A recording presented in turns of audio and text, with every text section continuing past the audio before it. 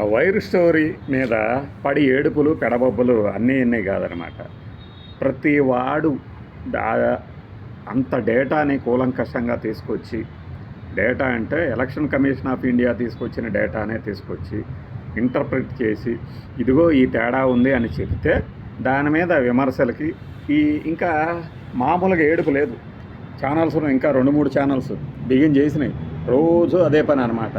అయితే ఇది ఇప్పట్లో ఆగేది కాదు. అంటే వీళ్ళు చెప్పినట్లు సార్ మీరంటే మాకు చాలా గౌరవం ఉంది సార్, మీరు దయచేసి కన్ఫ్యూజ్ చేయకండి సార్ అంటే కన్ఫ్యూజ్ చేయడానికి ఏం లేదు, అక్కడ అందరికీ అర్థమైంది. నువ్వు చేత అయితే దానికి సమాధానాలు చెప్పు ప్రశ్నలకి. అయినా అదేదో దొంగతనానికి వెళ్ళారు పట్టుకున్నారంటే వీళ్ళెందుకు బుధాలు అనుకోవాలి, మేమేరా బాబు అబ్బే మేమలేదు అన్నట్టు. పైగా 164 సీట్ల లెక్క ఇది కూడా ఆ ఛానల్ వాళ్ళే చెప్పారని కొంతమంది చెప్తున్నారు. ఆ కేకే సర్వే ఆ ఛానల్లోనే ఎందుకు చెప్పాడు? వీళ్ళందరూ కలిసిగానే ఏమైనా చేశారా? లేకపోతే ఎక్కడో ఒక యూట్యూబర్ చేసిన ఇంటర్వ్యూ, ఒక వైర్లో వచ్చినటువంటి కథనం మీద వరుసగా ఏడుపులు ఎందుకు? శివ అనుకుంటూ అంటే వీళ్ళకి ఏమైనా సంబంధం ఉందా దాంతో కూడా అంటారుగా.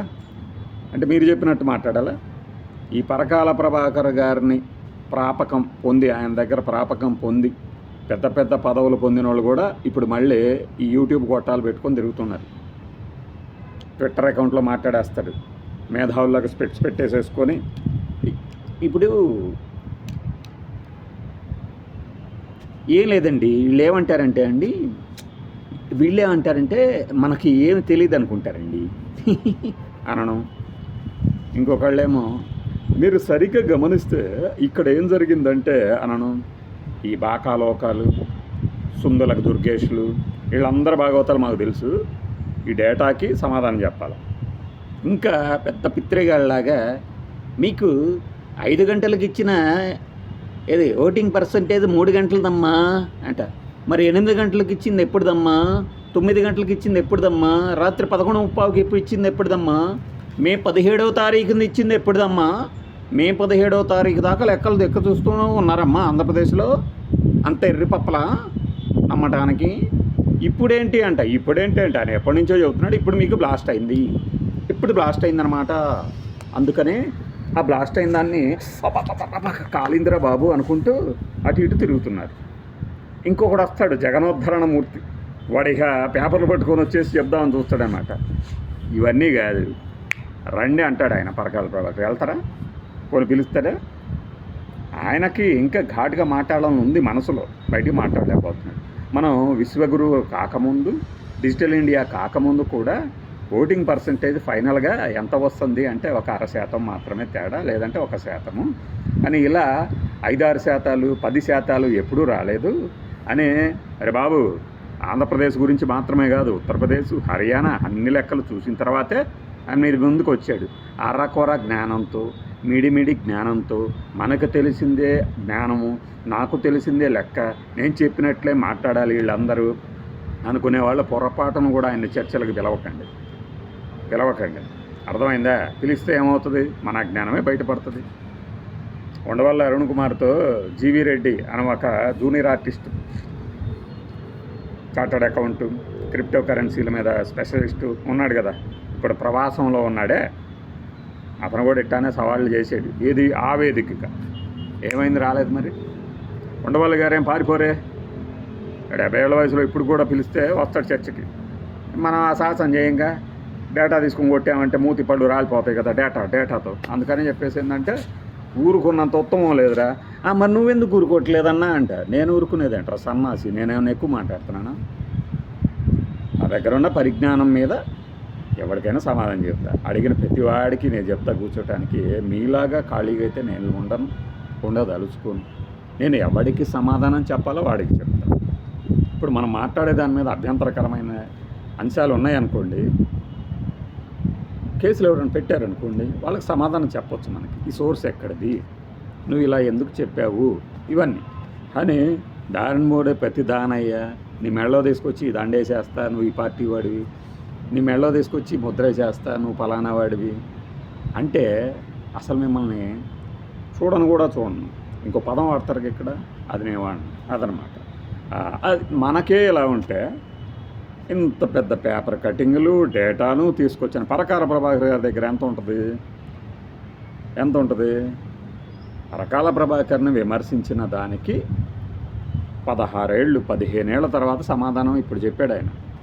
నువ్వు ఆ పార్టీలో ఉండి ఆ పార్టీ వేదికనే విమర్శించడం వెనక ఉద్దేశం ఏంటి? తప్పు కదా అంటే అన్నిటికీ ఇప్పుడు దాకా పరకాల ప్రభాకర్ మీద ఏవైతే అభ్యంతరాలు ఆక్షేపణలు నా వరకు మిగతా వాళ్ళ సంగతి వదిలేయండి, వాటన్నిటికీ కన్విన్సింగ్ ఆన్సర్ చెప్పేశాడు ఆయన.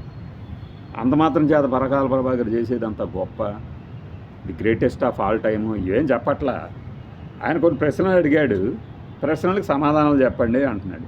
చెప్పకపోవటం మీ విచక్షణ అనండి, మీ వంతు కానివ్వండి, మీ హక్కు కానీ ఇంకేదైనా కానీ వాటిని వదిలేసేసి సార్ ఊరుకోండి సార్, అలా వద్దు సార్, ఇలా వద్దు సార్ అంటే నువ్వు చెప్పినట్టు నేర్పుతా. పోనీ నువ్వు అన్నీ ఆపేసేసి, అన్నీ అంటే ఏమి కాదు, పైగా నీది ఆపేసినందువల్ల ఎవరికి నష్టం కూడా లేదు. హాయిగా ఇంట్లో కూర్చో అంటే నువ్వు ఉంటావా? ఉండవు కదా. మరి ఇంకొకరిని నిర్దేశిద్దామనేది ఏంటి? వాళ్ళ ప్రాపకాలు పొంది వాళ్ళ దగ్గర పదవులు పొంది మళ్ళీ ఇప్పుడు వాళ్ళ మీద విమర్శించాలంటే ఎక్కడో అడ్డం పడుతుంది వాళ్ళకి.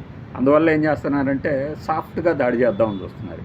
ఆయన సాఫ్ట్గా దాడి చేసే వాళ్ళకి మొరటగా ఎలా సమాధానం చెప్పాలో ఒకసారి ట్విట్టర్లో చెప్పాడు. 2 ఏళ్ళు అయింది అనుకోండి చెప్పి కూడా, రే ఏమనుకుంటున్నారా అని చెప్పేసి.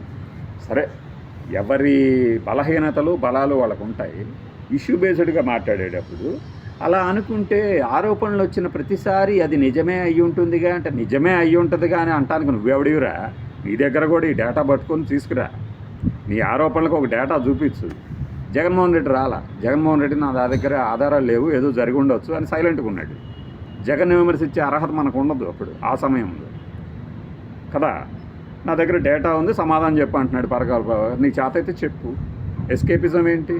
అప్పుడు ఆయన చేశాడు, అప్పుడు ఆయన కూడా ఇలా చేశాడా? డేటా తీసుకొచ్చి చేశాడా? చెప్పండి. అప్పుడు కూడా పర్సంటేజ్ ఇలానే రాత్రి పెరిగిపోయిందా? ఏమో వద్దురా రే, ఇలా పారిపోయేవాడు ఎవడు రావద్దు, చర్చ నుంచి పారిపోయేవాడు ఎవడు రావద్దు అసలు, మీ వల్ల కాదు. ఎస్కేపిస్టులు అందరూ ఇంతే. అంటే పని పాట లేకుండా ఒక కామెంట్ పెట్టేసేసి దానికి రిప్లై ఇచ్చారనుకోండి అనుకుంటూ పరిగెత్తడం కాదు.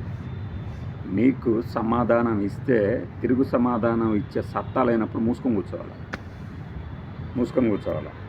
నువ్వు అడిగావు కాబట్టి నేను చెప్పను. పరకాల ప్రభాకర్ గారు కూడా ఇదే. ఆయన నా దగ్గర డేటా ఉందయ్యా, డేటా ఉంది, నువ్వు అన్యాయంగా న్యాయం చేసావు, న్యాయంగా అన్యాయం చేసావు అని కూడా అనట్లా. సమాధానం చెప్పు. చేతైతే సమాధానం చెప్పు, లేకపోతే లేదు. ఇది ఇక్కడతో ఆగదు.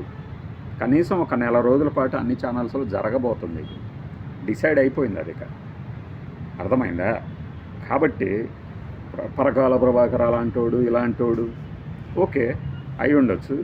ప్రశ్న సరైందా కాదా?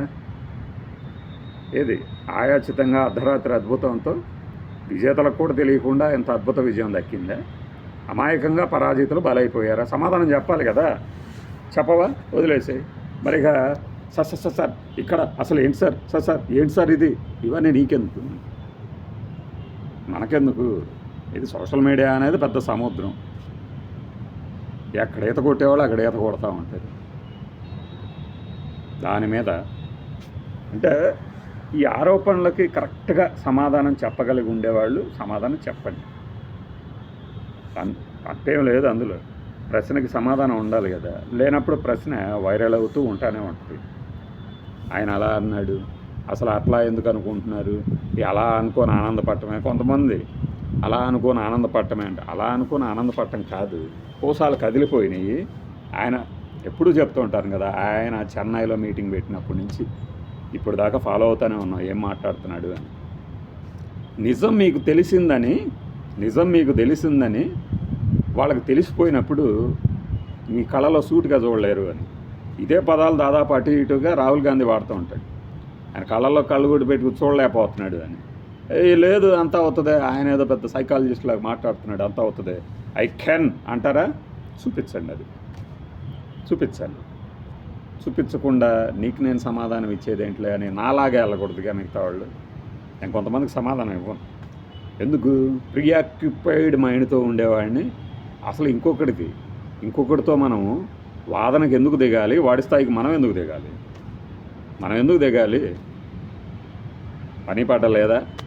లేనోడితో దిగండి, లేనోడు దిగండి, అందరేం దిగరు. అది ఎవడి స్థాయి వాడిది.